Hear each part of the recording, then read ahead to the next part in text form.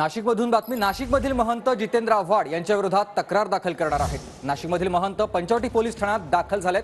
जितेंद्र आव्हाड यांच्या विरोधात तक्रार दाखल करण्यासाठी ते पोलीस ठाण्यात दाखल झालेत। आव्हाडांनी श्रीरामाबाबत केलेल्या वक्तव्यानं आता वाद पेटलेला आहे आणि या सगळ्यानंतर आपण बघतोय ठिकठिकाणी निषेध व्यक्त केला जातोय।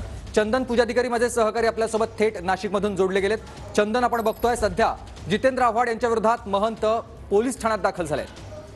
प्रभू श्रीरामचंद्रांच्या पदस्पर्शाने पावन झालेल्या नाशिकमध्ये देखील आता जितेंद्र आव्हाड यांच्या कालच्या वक्तव्याचे पडसाद जे आहेत ते उमटायला सुरुवात झालेली आहे। एकीकडे नाशिकच्या पंचवटी पोलीस ठाण्यामध्ये सगळे साधू महंत जे आहेत त्यासोबतच हिंदुत्ववादी संघटनेचे जे सगळे पदाधिकारी आहेत ते या ठिकाणी दाखल झालेले आहेत।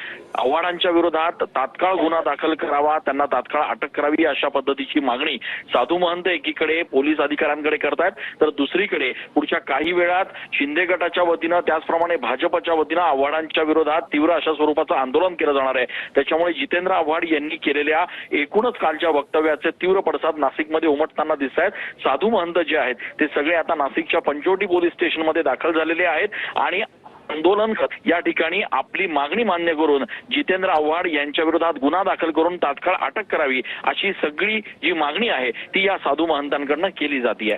नक्कीच, तर आपण दृश्य बघतोय सध्या साधू महंत पोहोचलेले आहेत पोलीस ठाण्यात आणि जितेंद्र आव्हाड यांच्या विरोधात तक्रार दाखल करण्यासाठी हे सगळे महंत पोहोचलेले आहेत। जितेंद्र आव्हाडांनी केलेलं वक्तव्य हे वादग्रस्त ठरलेलं आहे।